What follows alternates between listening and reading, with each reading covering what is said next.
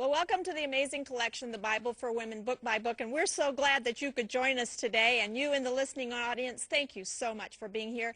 We have a wonderful lesson today because we're going to be opening to 2nd Chronicles. If you have your Bibles with you, this would be a good time to open to the 14th book in the Bible. If I was on a desert island and I could only have one book in the Bible, I think I would choose this one, because there is such a panoramic view of God. As it covers about 400 years, you are going to see God work in the most wonderful ways in the lives of men and women. You are going to see a God who is patient, who is faithful, who is merciful, and you are going to see a God who is a judge, who does bring about justice. But at the end of the book, you are going to see God the faithful one, the God of all hope, the God who is so anxious to restore his people into a right relationship with him. So that's what you're going to learn about God. But what you're going to learn about mankind is that we have this problem, and that we are always turning away from God. And he will woo us, and we still will turn away from God. And he will allow us to do it, and he will bring about judgment. You are going to learn that your relationship with God greatly determines the success of your life. So it's a fabulous book. When we get to 2nd Chronicles, it is written by Ezra, and what he is saying to the people who have come back from exile, back from Babylon, and they are now in Jerusalem, and they're looking around, and the land is unsettled, and the temple has been destroyed, and the wall needs repair, and they're thinking, what in the world are we going to do now? Ezra says, look to the past. Look how faithful God has been to us. Let me encourage you, it is in God that we trust. He alone, he is our protector, he is our provider. You see, he was writing a letter to people who were in need of encouragement.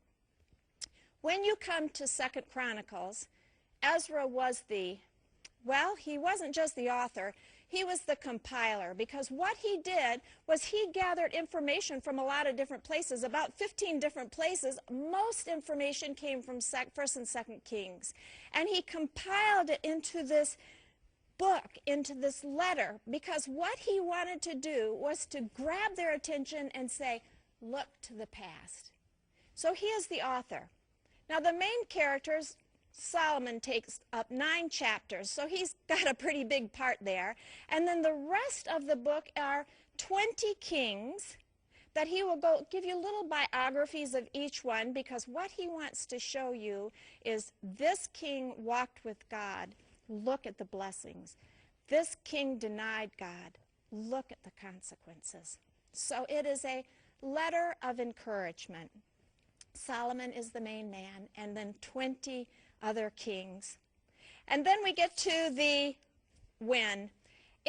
He's really covering history, so it's a history book. He covers about 400 years, but the book was actually written in about 450. The first nine chapters take place in Israel, and if you remember your history, Israel was 12 tribes working as one. Then that covers the first 9 chapters, so it's all of Israel. On the 10th chapter, the nation is divided, and then we only have 2 tribes that we're dealing with, and that's the southern kingdom, and that is Judah and Benjamin. The why of the book is pretty clear. He's trying to explain to you that the success of your life is all determined by who the center of your worship is. That's what he's doing. Where is Christ in this book? In the book of Revelation, chapter 21, the Apostle John says this. He's in heaven, and he's looking around the New Jerusalem, and he says, there is no temple here. There is no temple in heaven, because God, the Almighty One, and the Lamb, who is Jesus Christ, they are the temple. So Jesus Christ is the temple in the New Jerusalem. Now, if you will look in your workbooks, we will go to the first part, the first section, the nation of Israel in its glory. Because what Ezra is doing is wanting to paint a picture of what the people of Israel had. The nation of Israel in its glory, a look to the past, and this will cover the first 9 chapters. Solomon ruled in wisdom. His story is very unique. He becomes king, and it seems to me that he's having a little trouble with confidence because he doesn't know how in the world he's going to rule all of these people. And God comes to him and gives him a request. He says, "What would you like me to do for you?"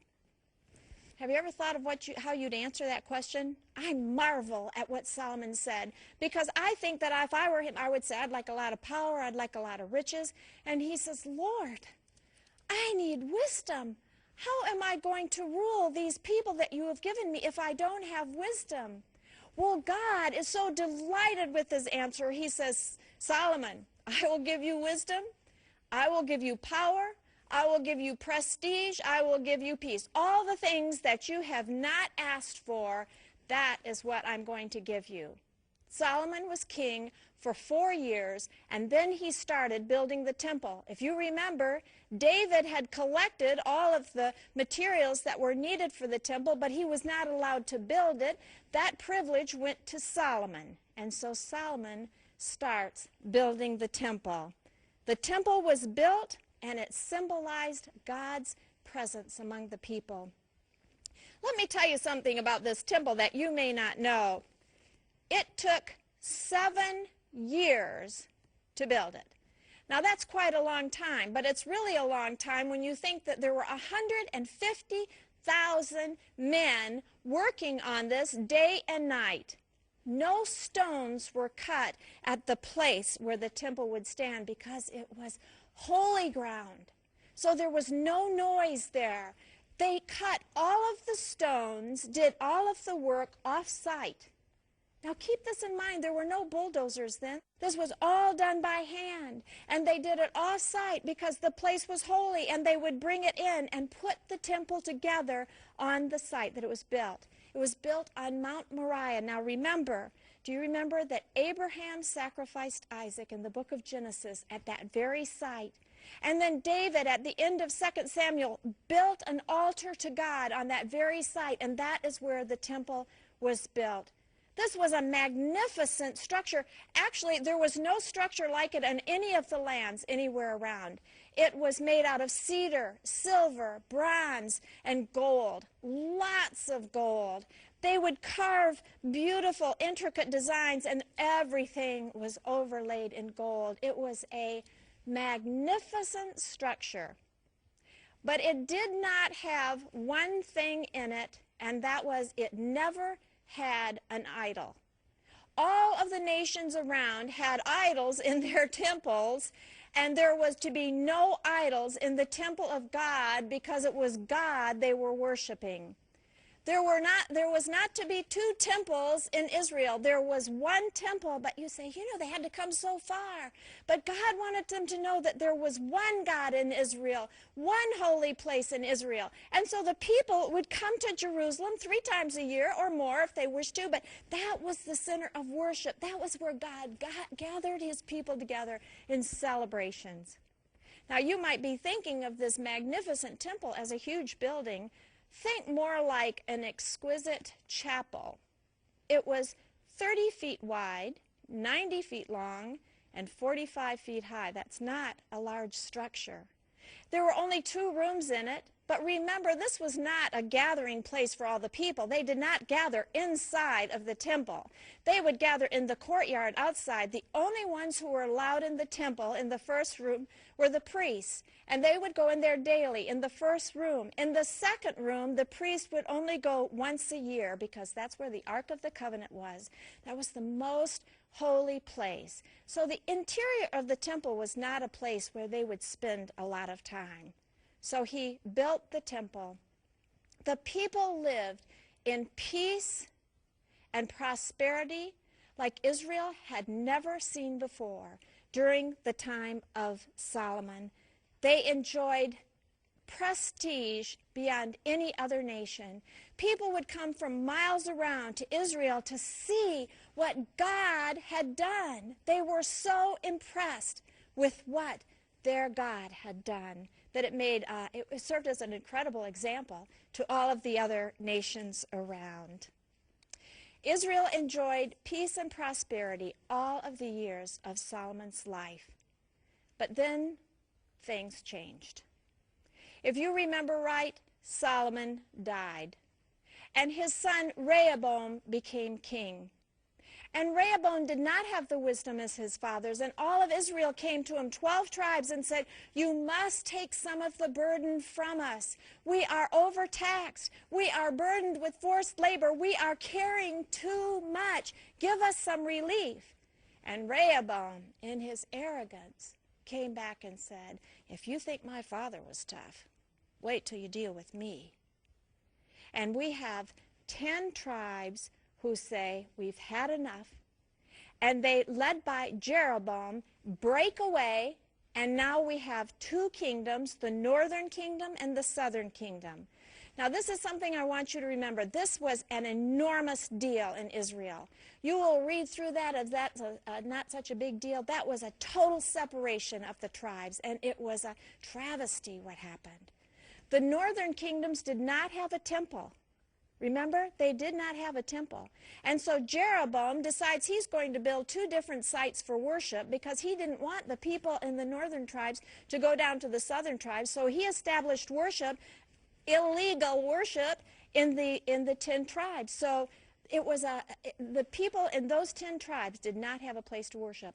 During this time, many devout people left the 10 tribes and moved down to Judah.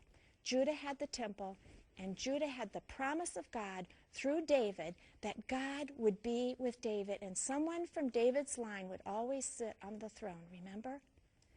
From now on, in the book of 2 Chronicles, you're not going to hear much about Israel because it's not important. You see, Ezra is more important with the spiritual life of the people than the political life, so he totally ignores Israel because they don't count.